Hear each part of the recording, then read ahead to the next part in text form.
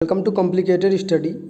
आज हम देखेंगे जॉन रॉल्स का न्याय सिद्धांत, जो आपके बीए के एग्ज़ाम में काफ़ी इंपॉर्टेंट क्वेश्चन है। लगभग हर बार ये प्रश्न पूछ लिया जाता है किसी न किसी रूप में।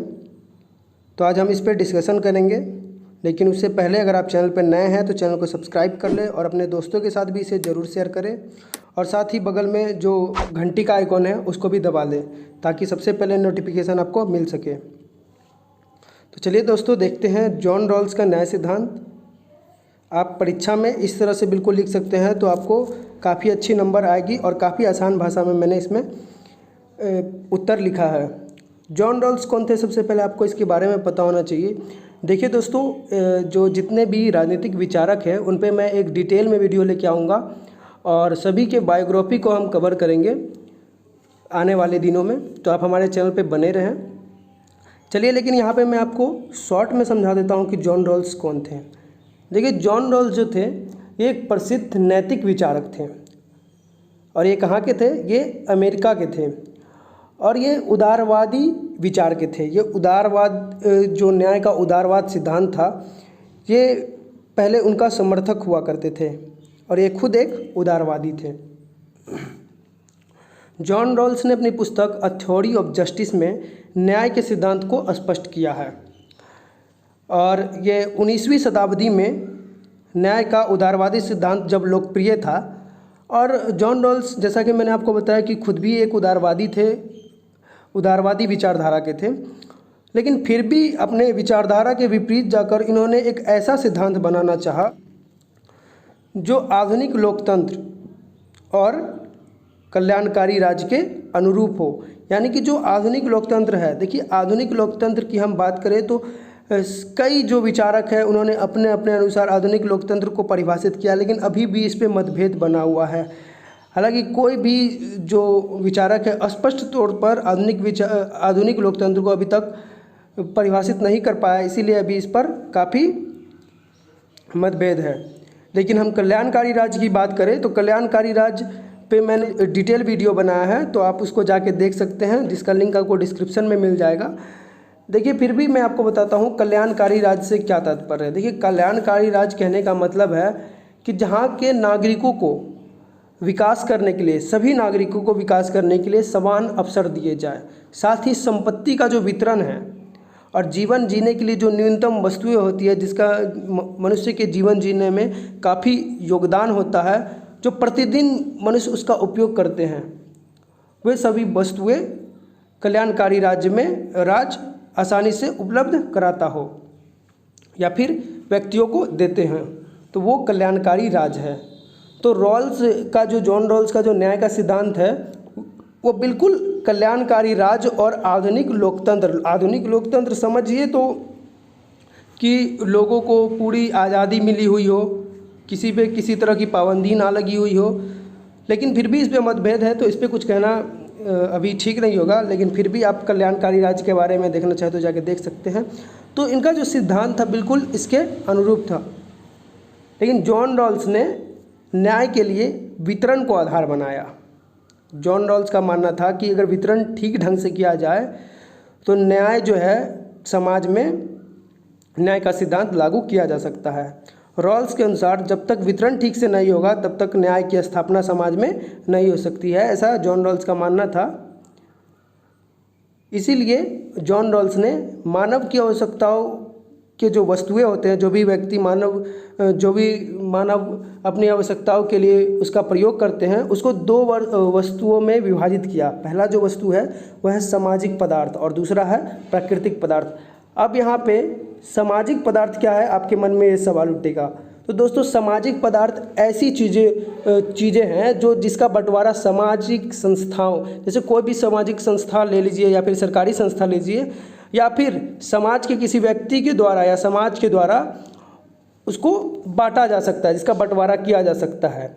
जैसे कि वेतन हो गया, संपत्ति हो गई, अधिकार हो गया, स्वतंत्रता हो गई। स्वतंत्रता को देखिए हम बांट सकते हैं, हम किसी व्यक्ति को एक बंटवारा करके कि हाँ आपको केवल इतना ही स्वतंत्रता दिया जा सकता है, इससे अधिक आप स्वतंत्र अपने आप को महसूस नहीं कर सकते हैं। अधिकार का भी बंटवारा हो सकता है, संपत्ति का बंटवारा तो हो ही सकता है, और वेतन का बंटवारा तो होता ही है। तो कहने का मतलब है ऐसी चीज़ें जो सामाजिक संस्थाओं और सामाजिक लोगों के द्वारा बांटी जा सकती है, जिसका बंटवारा किया जा सकता है, वो सामाजिक पदार्थ हो गए। और उसके बाद जो आता है दूसरा नंबर, यह है प्राकृतिक पदार्थ। प्राकृतिक पदार्थ क्या हो गई? देखिए, प्राकृतिक पदार्थ ऐसी वस्तुएं या ऐसी चीज़ें जिनका बंटवारा सामाजिक संस्थाओं या फिर समाज के लोगों के द्वारा नहीं किया जा सकता है, वे प्राकृतिक पदार्थ हो गई। जैसे कि बुद्धि का बंटवारा किसी भी लोगों के द्वारा या सामाजिक संस्था, कोई संस्था के द्वारा नहीं किया सकता। कल्पनाशीलता क्या होता है दोस्तों? कल्पनाशीलता होता है कि अनोखापन, जैसे कोई व्यक्ति कितना अनोखापन हो सकता है, किसमें क्या करने की कल्पना है, वो इसका बंटवारा समाज के द्वारा नहीं किया जा सकता। ये मनुष्य में खुद ही अपने आप होता है। साहस का भी बंटवारा नहीं किया जा सकता, क्योंकि साहस मनुष्य के ऊपर निर्भर करता है। तो ये सभी प्राकृतिक पदार्थ हो गई। उसके बाद इस तरीके से सामाजिक पदार्थों का वितरण करके जो समाज में न्याय की स्थापना की जा सकती है, जॉन रॉल्स का ऐसा मानना था। जॉन रॉल्स ने सामाजिक समझौते का समर्थन किया। जितने भी उदारवादी विचारक थे उस समय, उन्होंने जॉन रॉल्स का हालांकि जॉन रॉल्स ने भी सामाजिक समझौते का समर्थन किया, और जो सामाजिक उदारवादी विचारक के लोग थे उन्होंने भी सामाजिक समझौते का समर्थन किया। और जॉन रॉल्स खुद भी एक उदारवादी थे, जैसा कि मैंने आपको अभी बताया है। जॉन रॉल्स का कहना था कि लोग जो है अपनी आवश्यकताओं को पूरा करने के लिए समाज बनाया। मतलब जॉन रॉल्स कहीं ना कहीं मानते थे कि जिन्होंने भी मिलकर समाज को बनाया है, उनमें उन्होंने केवल अपनी आवश्यकताओं और अपनी जो महत्वपूर्ण चीज़ है उसको जो है पूरा करने के लिए समाज को बनाया है। लेकिन जॉन रॉल्स का उद्देश्य था कि जो समाज बनाया जाए उसमें सभी लोगों को न्याय मिल सके। इसीलिए इस बारे में रॉल्स ने कई अनुमान लगाए। रॉल्स के अनुसार प्रारंभिक अवस्था में लोग एक दूसरे के प्रति उदासीन थे। जब तक उनकी पूरी ज़रूरतें पूरी होती हैं तब तक ना तो वह किसी दूसरे से नफरत करते हैं और ना ही घृणा करते हैं। और ये सच्चाई भी है, आप खुद ही देखेंगे।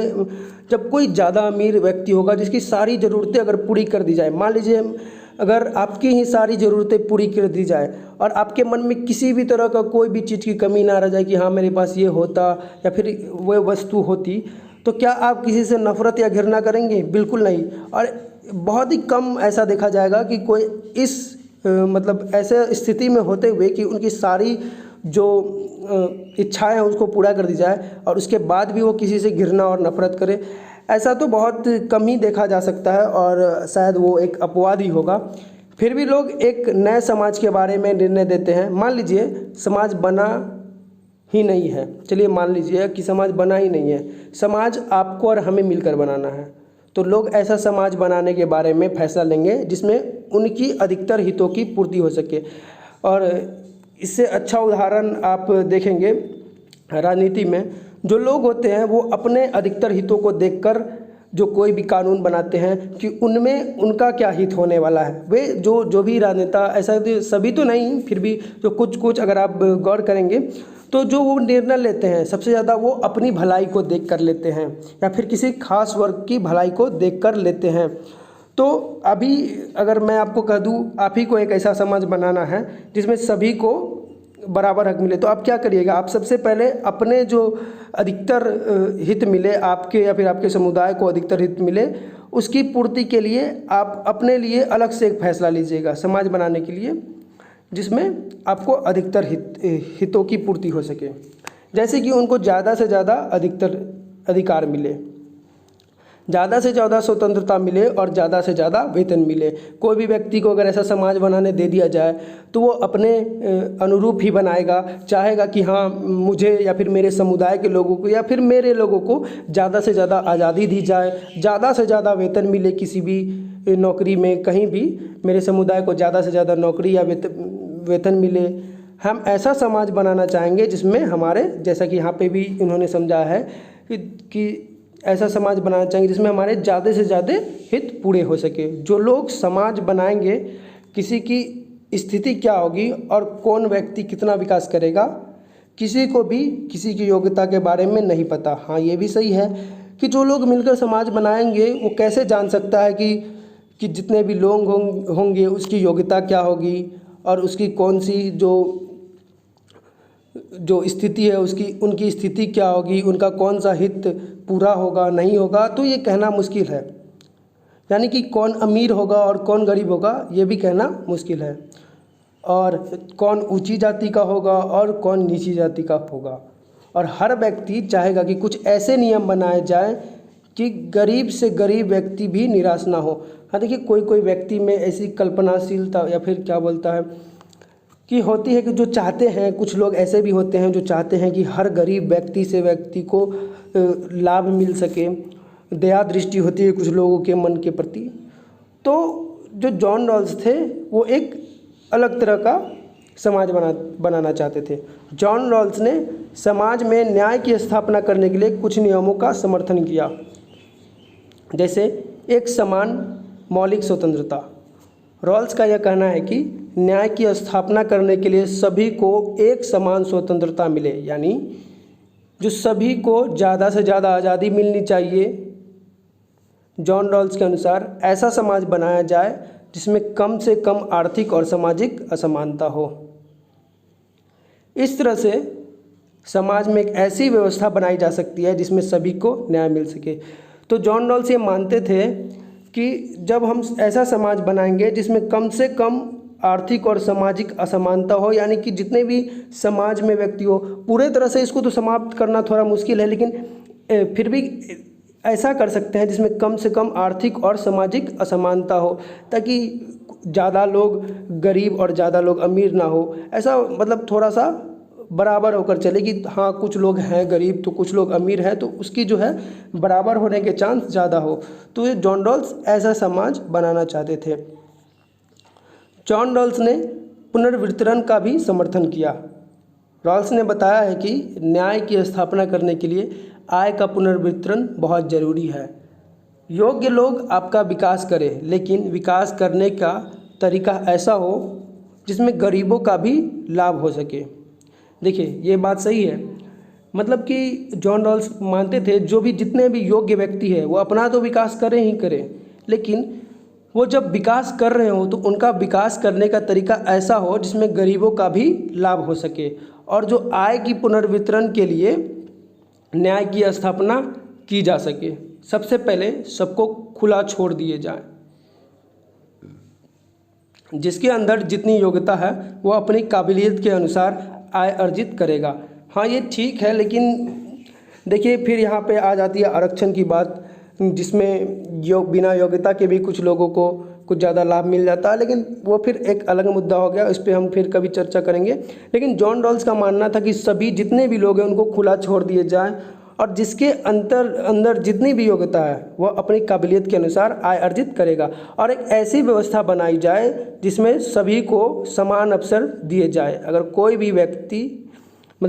भी व्यक्ति आगे नहीं बढ़ पाता है तो आय का पुनर्वितरण किया जाए, यानी अमीरों से टैक्स लेकर उन्हें गरीबों में खर्च किया जाए। जैसा कि होता भी है, अमीरों से टैक्स लेकर गरीबों में खर्च किया भी जाता है। इस तरीके से जो अमीर लोग हैं वो टैक्स देकर थोड़ा सा नीचे आ सकेंगे। थोड़ा सा देखिए, अमीर लोग क्या टैक्स देने से कुछ ज़्यादा गरीब हो सकते नहीं, ऐसा नहीं होता, क्योंकि वो जो कमाते हैं उन्हीं का कुछ हिस्सा वो टैक्स में दान करते हैं। तो ये कहना भी ठीक नहीं है कि अगर वो अमीर थोड़ा सा टैक्स दे देंगे तो वो थोड़ा सा नीचे आ सकेंगे, ऐसा बिल्कुल भी मेरे हिसाब से तो संभव नहीं है। और जो गरीब हैं वो ऊपर जा सके। क्या अगर अमीरों से कुछ टैक्स लेकर सीधे तौर पर गरीबों को दे दिया जाए तो क्या वे ऊपर जा सकते हैं, और ऐसा कहाँ तक संभव है, आप मुझे कमेंट करके बताइए। इससे अमीरी और गरीबी के फासले को कम किया जा सकता है। क्या व्यवस्था को लागू करके सेवाएं एवं कल्याणकारी योजनाएं बनाना चाहिए। आरक्षण की व्यवस्था करनी चाहिए।